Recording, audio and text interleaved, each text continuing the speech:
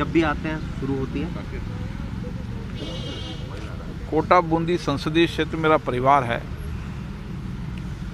और जब भी परिवार में आता हूँ एक जनप्रतिनिधि के नाते भी, एक परिवार के सदस्य के नाते भी।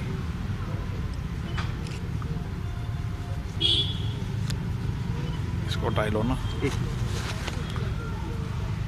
इसको लगा रहने थोड़ा दूर हट जाओ हल्का सा। हाँ साहब, शुरू से ही लेते हैं। कोटा बूंदी संसदीय क्षेत्र मेरा परिवार है। यहाँ की जनता ने मुझे बहुत प्यार से आशीर्वाद दिया है। मेरी कोशिश होती है कि जब भी मैं अपने संसदीय कार्य से फ्री होता हूँ, अपने क्षेत्र की जनता के बीच में आता हूँ, लोगों के अभाव उपयोग भी सुनता हूँ, उनके सुख दुख में भागीदार भी होता हूँ। और मेरी कोशिश रहती है कि मैं लगातार निकट संपर्क में रहूं। यहाँ पर जब भी आता हूँ मुझे नई स्फूर्ति मिलती है, नई ऊर्जा मिलती है, काम करने की नई ताकत मिलती है, ताकि मैं इस क्षेत्र का एक व्यापक विकास कर सकूं। क्योंकि नए वर्ष के अंदर नए संकल्प के साथ इस लोकसभा क्षेत्र के अंदर हम किस तरीके से स्वावलंबन के आधार पर यहाँ की महिलाओं को आत्मनिर्भर बना सकते हैं, किस तरीके से रोजगार का नया सृजन कर सकते हैं, और उसी के साथ गांव के अंदर मूलभूत सुविधाओं के विस्तार के साथ लोगों को अच्छी शिक्षा मिले, अच्छी स्वास्थ्य की देखभाल हो, और गांव के अंदर भी वह समस्त सुविधाएं मिले जो शहरों के अंदर है, ताकि गांव से शहर की ओर पलायन ना हो। और इसीलिए अपने संसदीय क्षेत्र में, शहर में भी, गांव में भी, वहां जाकर लोगों की बात को सुनते हैं और उनके सुझावों के आधार पर, उनके बताए गए मार्गदर्शन के आधार पर एक कार्य योजना बनाई जाती है। सर, कोचिंग बहुत महत्वपूर्ण है कोटा के लिए, अर्थव्यवस्था की रीढ़ है, और इसको लेकर के आपने मुख्यमंत्री अशोक गहलोत को पत्र लिखा। कोचिंग यहाँ की अर्थव्यवस्था भी है और देश भर से पढ़ने वाले विद्यार्थियों के जीवन का प्रश्न भी है। यहाँ पर जब देश भर का विद्यार्थी पढ़ने आता है, कोचिंग प्राप्त करता है, तो IIT, मेडिकल, इंजीनियरिंग कॉलेज में निश्चित रूप से उनका अच्छी रैंक पर उनका एडमिशन होता है। पुराने अनुभव ये कहते हैं कि जो परिणाम IIT के मेडिकल के आते हैं उसमें कोटा में पढ़ने वाले कोचिंगों की अच्छी प्रायोरिटी मिलती है, अच्छी वरीयता के आधार पर मिलती है, और यहाँ पर उनको दक्षता, अच्छी शिक्षा दी जाती है। निश्चित रूप से बच्चों के भविष्य का प्रश्न भी है, और बच्चों के भविष्य के साथ कोटा की अर्थव्यवस्था भी उससे जुड़ी हुई है। मुझे आशा है, राज्य के मुख्यमंत्री जी को मैंने पत्र लिखा है कि मेरे पत्र को गौर कर किस तरीके से गाइडलाइन बनाएं ताकि कोटा की कोचिंग शुरू हो सके। कोचिंग कोटा की नहीं, मैंने कहा राजस्थान के अंदर भी जहाँ जहाँ कोरोना का ग्राफ गिरा है, वहाँ हम किस तरीके से कोविड गाइडलाइन की पालना करते हुए जहाँ बच्चे भी सुरक्षित रहें और उनकी शिक्षा दीक्षा भी ठीक से हो सके, इसके लिए एक व्यापक कार्य योजना राज्य को बनानी चाहिए। मुझे आशा है कि राज्य इस पर सकारात्मक रूप से जल्दी कार्य योजना बनाएगी। स्पीकर साहब, कृषि आंदोलन में बर्फ थोड़ी सी पिघली है, कल जो बातचीत हुई है उसमें 2 मामलों पर रजामंदी हुई है, और किस तरह से आप देखते हैं?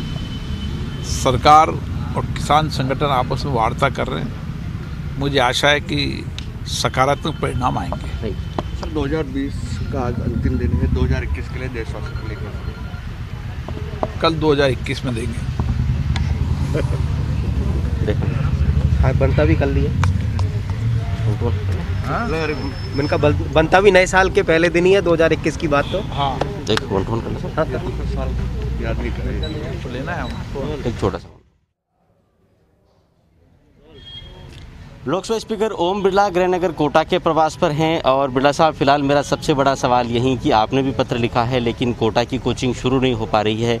कितना बड़ा मुद्दा है ये आपके लिए संसदीय क्षेत्र के लिए?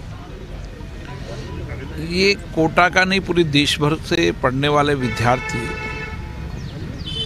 जो IIT की इंजीनियरिंग की, मेडिकल की कोचिंग यहाँ प्राप्त करने आते हैं, उनको अपनी नियमित शिक्षा के अलावा भी कोचिंग के माध्यम से उनको परीक्षा उत्तीर्ण करने में सफलता प्राप्त होती है। और देश भर के विद्यार्थी यहाँ पर इस विश्वास भरोसे के साथ आते हैं कि हम कोचिंग को प्राप्त करने के बाद हम IITN में, मेडिकल में, इंजीनियरिंग में हमारा एडमिशन होगा और अच्छी प्रायोरिटी पर होगा। और इसलिए कोटा और देश भर के विद्यार्थियों के लिए भी और उसके साथ कोटा की अर्थव्यवस्था के लिए भी कोचिंग शुरू होना अब आवश्यक है। धीरे धीरे कोरोना संक्रमण का प्रभाव कम हुआ है। मुझे लगता है कि भविष्य में बहुत जल्दी इसका प्रभाव भी कम होगा। भविष्य के अंदर इसकी कोविड की वैक्सीन भी आने वाली है।